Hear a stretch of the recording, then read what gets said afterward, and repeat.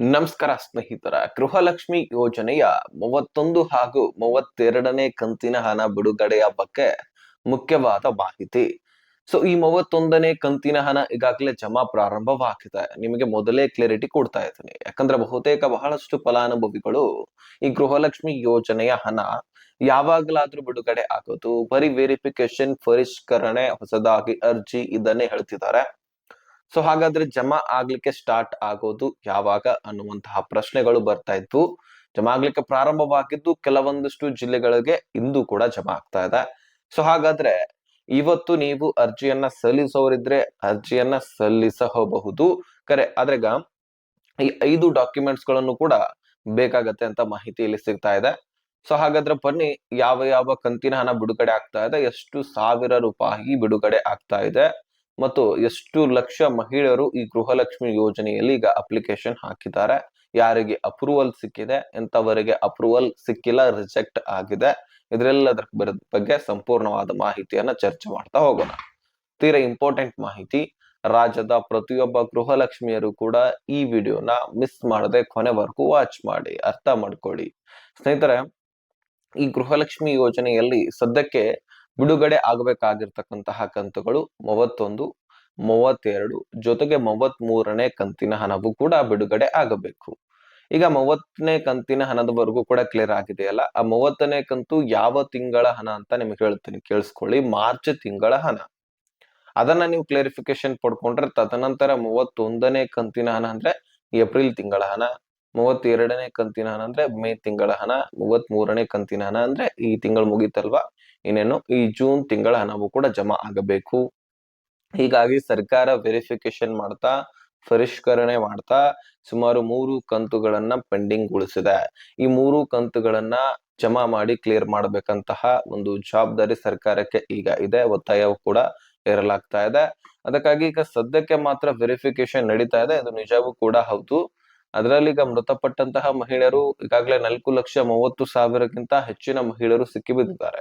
ಅಂತಹ ಎಲ್ಲ ರೇಷನ್ಸ್ ಕಾರ್ಡ್ಗಳನ್ನ ರದ್ದು ಮಾಡಲಾಗ್ತಾ ಇದೆ. ಆ ರೇಷನ್ ಕಾರ್ಡ್ ಉಳಿಬೇಕು, ಮತ್ತೆ ನಿಮಗೆ ಗೃಹಲಕ್ಷ್ಮಿ ದುಡ್ಡು ಮತ್ತೆ ಬರಬೇಕಪ್ಪ ಅಂದ್ರೆ ಮುಖ್ಯಸ್ಥೆಯ ಜಾಗದಲ್ಲಿ ನಿಮ್ಮ ಮನೆಯಲ್ಲಿ ಯಾವುದಾದ್ರೂ ಒಂದು ಹೆಣ್ಣು ಮಗಳಿದ್ರು ಸಹಿತ ಅವರ ಹೆಸರನ್ನ ಆ ಮುಖ್ಯಸ್ಥೆಯ ಜಾಗದಲ್ಲಿ ಸೇರಿಸಿ ತದನಂತರ ನಿಮ್ಮ ಅಕೌಂಟ್ಗಳಿಗೆ ಗೃಹಲಕ್ಷ್ಮಿ ದುಡ್ಡು ಜಮಾ ಆಗುತ್ತೆ. ಇಲ್ಲ ಅಂದ್ರೆ ದುಡ್ಡು ಜಮಾ ಆಗೋದಿಲ್ಲ. ನಿಮ್ಗೆ ಜಮಾ ಆಗ್ಬೇಕಂದ್ರೆ ಈ ರೀತಿ ಬದಲಾವಣೆಯನ್ನ ಮಾಡ್ಲೇಬೇಕಾದಂತದ್ದು. ಇದಕ್ಕೆ ಸರ್ಕಾರ ಆಪ್ಷನ್ ಕೊಡ್ತಾ ಇರತ್ತೆ. ಹೊಸದಾಗಿ ಅರ್ಜಿಯನ್ನ ಸಲ್ಲಿಸಬೇಕು. ಅದಕ್ಕೆ ಅರ್ಜಿ ಅಂದ್ರೆ ಈಗ ಗೃಹಲಕ್ಷ್ಮಿಗೆ ಅರ್ಜಿ ಸಲ್ಲಿಸಬಹುದು. ಹೊಸದಾಗಿ ರೇಷನ್ ಕಾರ್ಡ್ಗೆ ಅರ್ಜಿ ಸಲ್ಲಿಸಲಿಕ್ಕೆ ಅವಕಾಶ ಮಾಡಿಕೊಡ್ತಾ ಇಲ್ಲ. ಆದ್ರೆ ರೇಷನ್ ಕಾರ್ಡ್ ನಲ್ಲಿ ಬದಲಾವಣೆಗಳನ್ನ ಮಾಡ್ಲಿಕ್ಕೆ ಅವಕಾಶ ಮಾಡಿಕೊಡ್ತಾ ಇದ್ದಾರೆ. ಹಾಗಾಗಿ ಮುಖ್ಯಸ್ಥೆಯ ಜಾಗವನ್ನ, ಮುಖ್ಯಸ್ಥೆಯ ಒಂದು ಬೇರೆ ಮುಖ್ಯಸ್ಥೆಯ ಹೆಸರನ್ನ ಸೇರ್ಪಡೆ ಮಾಡಿಕೊಂಡು ಈ ಗೃಹಲಕ್ಷ್ಮಿ ದುಡ್ಡನ್ನ ಪಡ್ಕೊಳ್ಬಹುದು.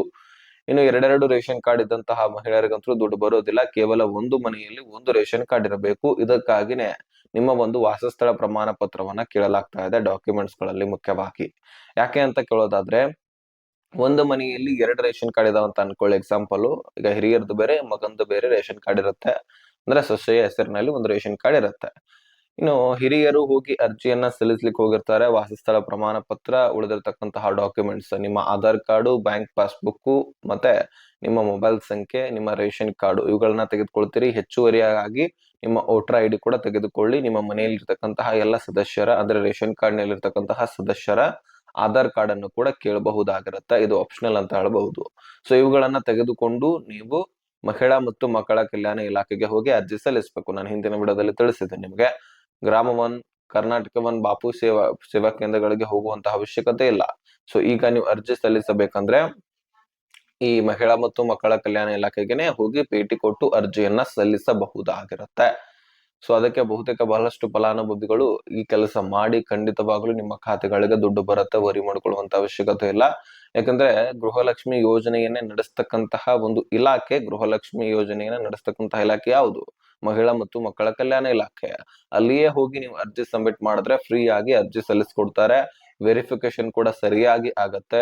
ಅಲ್ಲಿ ಸಲ್ಲಿಸಿದಂತಹ ಅರ್ಜಿದಾರರಿಗೆ ಅಪ್ರೂವಲ್ ಒಂದ್ ಸಾರಿ ಕೊಟ್ರೆ ಮತ್ತೊಮ್ಮೆ ರಿವೆರಿಫಿಕೇಶನ್ ಮಾಡುವಾಗ ನಿಮ್ಮ ಒಂದು ಡಾಕ್ಯುಮೆಂಟ್ಸ್ ಗಳನ್ನ ಚೆಕ್ ಮಾಡುವಂತಹ ಅವಶ್ಯಕತೆ ಇಲ್ಲ ಮತ್ತು ಪರಿಷ್ಕರಣೆ ಮಾಡುವಂತಹ ಸಂದರ್ಭದಲ್ಲಿ ನಿಮ್ಮನ್ನ ವೆರಿಫಿಕೇಶನ್ ಮಾಡೋದಿಲ್ಲ. ಯಾಕಂದ್ರೆ ಬಹಳಷ್ಟು ವೆರಿಫಿಕೇಶನ್ ಮಾಡಾದ ಮೇಲೆ ನಿಮಗೆ ಅಪ್ರೂವಲ್ ಕೊಟ್ಟಿರ್ತಾರೆ.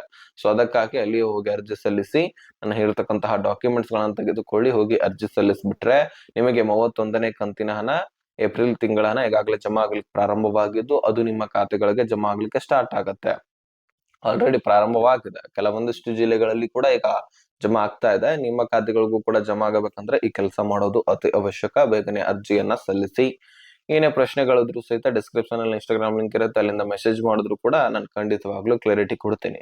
ಸೊ ಮತ್ತೆ ನಿಮಗೆ ಬರೀ 31ನೇ ಕಂತಿನ ಹಣ 2,000 ಅಷ್ಟೇ ಬರ್ತಾ ಇಲ್ಲ, 32ನೇ ಕಂತಿನ ಹಣವು ಕೂಡ ಜೊತೆಗೇನೆ ಬರ್ತಾ ಇದೆ. ಸುಮಾರು 4,000 ಆದ್ರೂ ನಿಮ್ಮ ಖಾತೆಗಳಿಗೆ ಜಮಾ ಆಗುವಂತದ್ದು. ಸೊ ಹೀಗಾಗಿ ನೀವು ತಲೆನೇ ಕೆಡಿಸ್ಕೊಳ್ಬೇಡಿ, ಖಂಡಿತವಾಗ್ಲೂ ನಿಮ್ಮ ಖಾತೆಗಳಿಗೆ ಈ ದುಡ್ಡು ಜಮಾ ಆಗತ್ತೆ.